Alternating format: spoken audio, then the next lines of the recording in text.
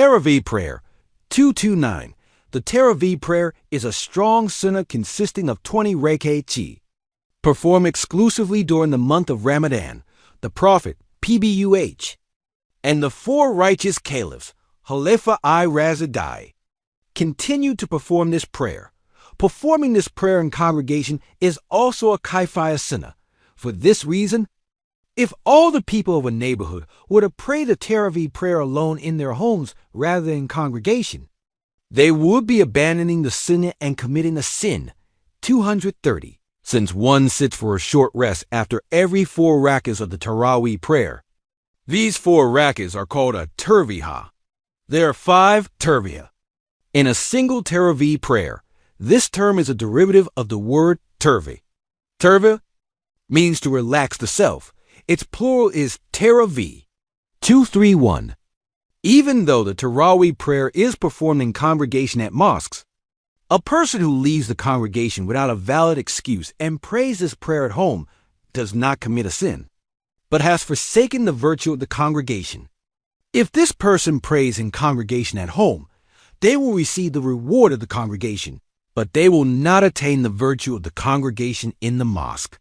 Because the virtue of mosques is greater, 232 IT is more appropriate. From a prudent standpoint, for one who will perform the Tarawih prayer to intend it for the Tarawih prayer, or for the sunnah of the time, or for night worship, intending simply to pray, or to perform a supererogatory prayer, is also permissible according to many scholars of Islamic law. 233. It is more virtuous to perform the Tarawih prayer by giving the salam after every 2 rak'ahs, thus completing it with 10 salams. A salutation may also be given after every 4 rak'ahs.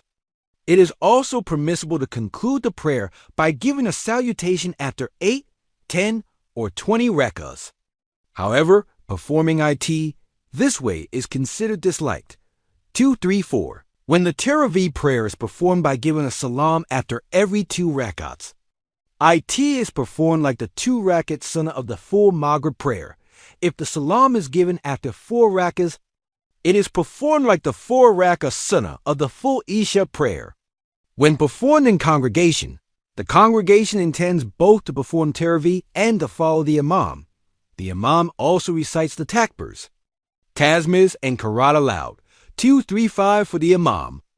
It is virtuous to recite an equal portion of the Quran in each pair of rak'ahs of the Tarawih prayer, and thus give the salam after every 2 or 4 rak'ahs. For doing so frees the soul from distraction. 236. It is recommended to recite 10 verses in each rak'ah of Tarawih, for if this practice is continued, a complete recitation of the Quran is achieved in 1 Ramadan.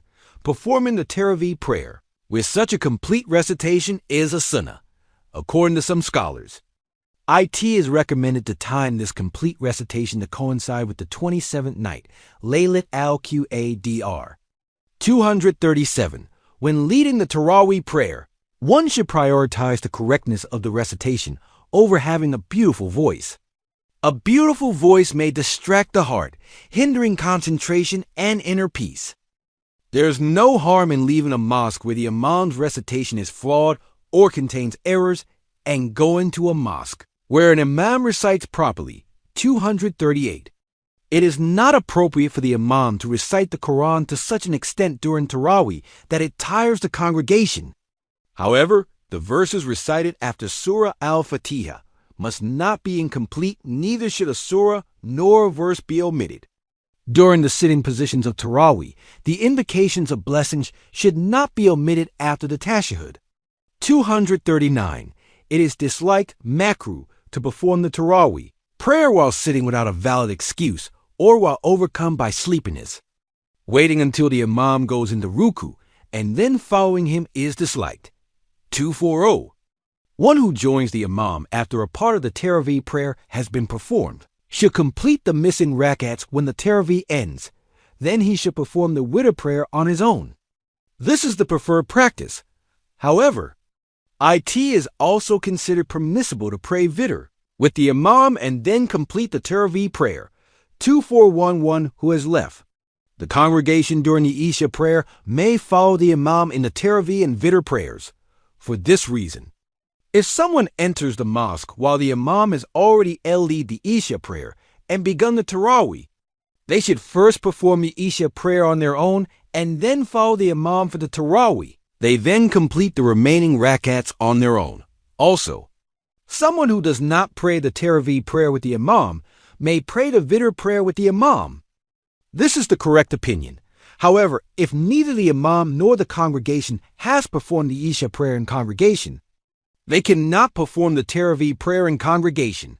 This is because the congregation for Tarawih is contingent upon the congregation for the obligatory prayer. Performing Tarawih in congregation as an independent prayer does not align with the fundamental principles of Islam regarding supererogatory. Acts 242.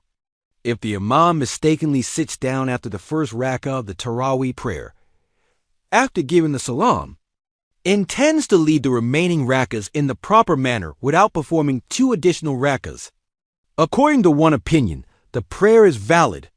However, he must make up the first 2 rak'ahs. According to another opinion, the remaining prayers are not valid. He must make up all of them. Because Tarawih is a single prayer, the tashahhud and salutations performed are not valid. 243. Tarawih is a sunnah of the time. It is not a sunnah of the fast. For this reason, it is also a sunnah for those who are not obligated to fast, such as the sick and travelers. To perform the Tarawih prayer. It is also a sunnah for a Muslim woman who has become pure from menstruation or postpartum bleeding in the evening, or for anyone who has embraced the Islamic faith to perform the Tarawih prayer that night.